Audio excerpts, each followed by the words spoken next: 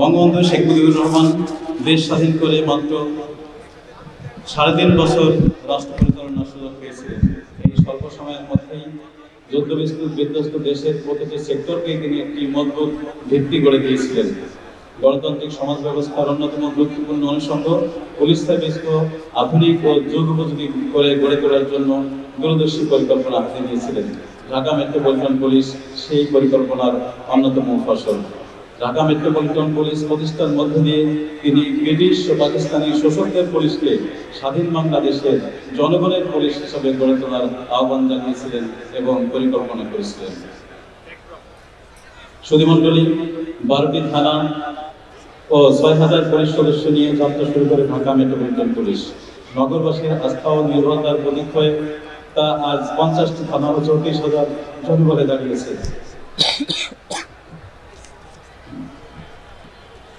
এই দীর্ঘ পথযাত্রাকালে বাদবদল হয়েছে অপরাধের ধরন ও বৈশিষ্ট্যে। কখনো টেন্ডারবাজি, কখনো মাস্তানি, কখনো অস্ত্র সন্ত্রাসী, কখনো চাঁদাবাজি, কখনো অ্যাসিড সন্ত্রাস, কখনো অগ্নি সন্ত্রাসের কবলে পড়েছে ঢাকাবাসী। কিন্তু ঢাকা মেট্রোপলিটন পুলিশের সদস্যবর্গ স্বীয় দক্ষতা ও সর্বোচ্চ পেশাদারিত্ব দিয়ে তাদের এই অপতৎপরতাকে রুখে দিয়েছে এবং শক্তভাবে তা মোকাবেলা করেছে। এসব বিষয়ে চাঞ্চল্যকর ও ক্লুলেস হত্যা ঘটনার উদ্ঘাটন এবং আসামি গ্রেপ্তারে ক্রাইম ডিভিশনের পাশাপাশি ডিবির ভূমিকা অনস্বীকার্য। এরপরে এসেছে বৈশ্বিক অতিমৌলবাদী অপরাধ, জঙ্গিবাদ, যা ভাবিয়ে তুলেছিল দেশবাসীকে। আন্তর্জাতিকভাবে দেশকে জঙ্গিবাদী রাষ্ট্র হিসেবে চিহ্নিত করার অপপ্রয়াস চালানো হয়েছিল। ডিএমপির কাউন্টার টেররিজম ইউনিট অত্যন্ত দক্ষতার সাথে তাদের মোকাবেলা করেছে এবং রুখে দিয়েছে, যা বাংলাদেশকে জঙ্গিবাদ দমনের রোল মডেল হিসেবে পরিণত করেছে। মাদক সন্ত্রাস, জঙ্গিবাদ, নারী নির্যাতন, কিশোর অপরাধ, অনলাইন জুয়া, cyber crime, economic crime, social media bullying, গুজব সহ নিত্য নতুন চ্যালেঞ্জকে ডিএমপি সাহসিকতা ও পেশাদারিত্বের সাথে মোকাবেলা করে চলেছে।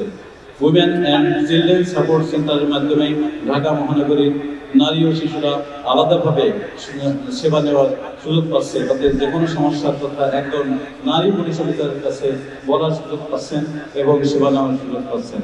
প্রযুক্তির উৎকর্ষতার সঙ্গে সঙ্গে বেড়ে চলেছে নানামুখী সাইবার অপরাধ।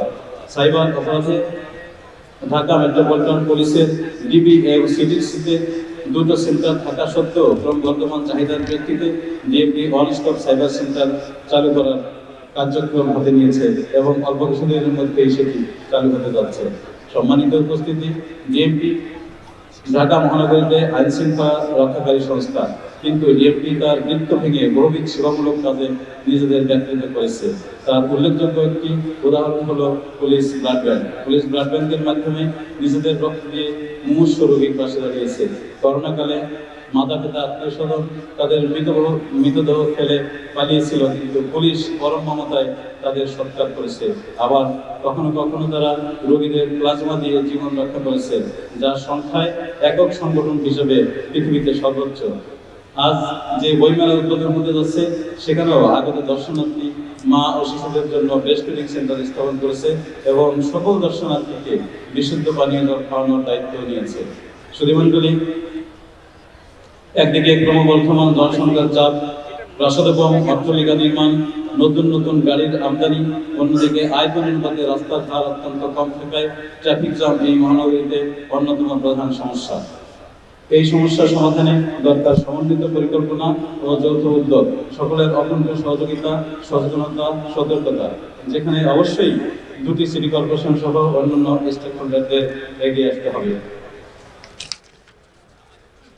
সুধীমণ্ডলী, মাননীয় প্রধানমন্ত্রী ডিজিটাল বাংলাদেশকে স্মার্ট বাংলাদেশে রূপান্তরের ঘোষণা দিয়েছেন।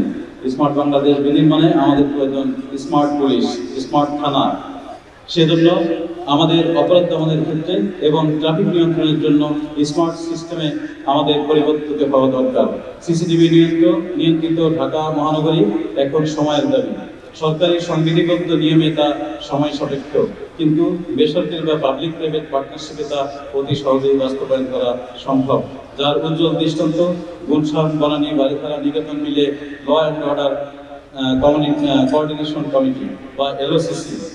2012 সালে কয়েকজন সম্মানিত সচেতন ব্যক্তির সহায়তায় পুলিশের সাথে পার্টনারশিপে প্রতিষ্ঠিত এলএসসি 12 বছরে টেকসই সিস্টেম হিসেবে আস্থার প্রতীক হিসেবে নগরবাসীর কাছে একটি পরিচিত নাম, যার মাধ্যমে স্মার্ট ওয়ান স্ট্রিট পার্কিং চালু হয়েছে।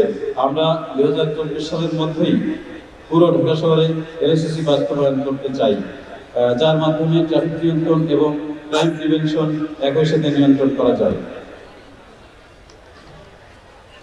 মাননীয় স্বরাষ্ট্রমন্ত্রী, এই ঢাকা শহরে আপনার জন্ম, আপনার বেড়ে ওঠা, আপনার পড়াশোনা, আপনার ছাত্র রাজনীতি, যুব রাজনীতি এবং 25 মার্চের প্রথম প্রহরে পাক বাহিনীকে প্রতিরোধের ব্যারিকেড তৈরি করে যে ইতিহাস তৈরি করেছিলেন, পরবর্তীতে মুক্তিযুদ্ধ, মহানগরের রাজনীতি, জাতীয় রাজনীতি এবং দীর্ঘকালীন সর্বজনগ্রাহ্য মন্ত্রী হিসেবে স্বরাষ্ট্র মন্ত্রণালয়ের দায়িত্ব পালন সবই আপনার ঢাকায়।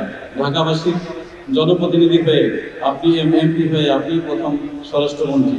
আমাদের সৌভাগ্য, ঢাকাবাসীর সৌভাগ্য আপনাকে স্বরাষ্ট্রমন্ত্রী হিসেবে পাওয়া।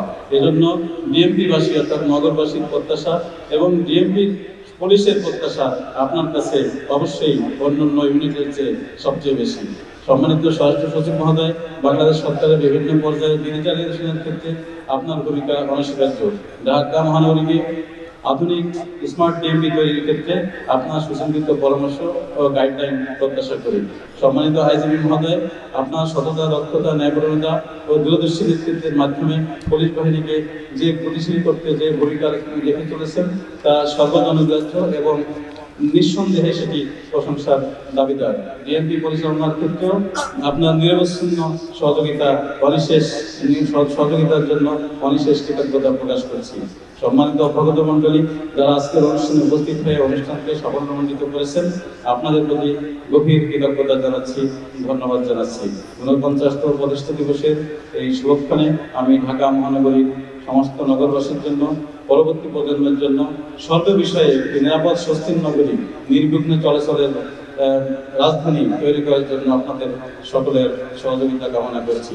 এবং ঢাকাবাসীর জন্য আমি বলতে চাই, পুলিশ কেবল পুলিশের নয়, পুলিশ জনগণের। ঠিক একই রকম ডিএমপি, ঢাকা মেট্রোপলিটন পুলিশ শুধু ডিএমপির নয়, এটি ঢাকাবাসীর কল্যাণের জন্য, ঢাকাবাসীর নিরাপত্তার জন্য সবসময় তারা সদা প্রস্তুত। আমরা এমন একটি ডিএমপি করতে চাই যেখানে রাত 3টার সময় একজন পথচারী নারী মনে করে যে তার পাশে একজন পুলিশ আছে এবং তিনি নিরাপত্তা বলয়ের ভিতরে রয়েছেন, তার কোনো নিরাপত্তা সংখ্যা নেই। আমরা এমন একটি রাস্তা ঢাকা মহানগরীতে করতে চাই যেখানে উত্তরা থেকে আমাদের গুলিস্তান পর্যন্ত আসতে 15 মিনিট 20 মিনিট সময় লাগবে। সেই ঢাকা তৈরি করার জন্য এবং স্মার্ট ডিএমপি তৈরি করার জন্য, সিসিটিভি নিয়ন্ত্রিত ডিএমপি তৈরি করার জন্য সকলের সহযোগিতা কামনা করে আমার বক্তব্য শেষ করছি। জয় বাংলা, জয় বঙ্গবন্ধু, বাংলাদেশ।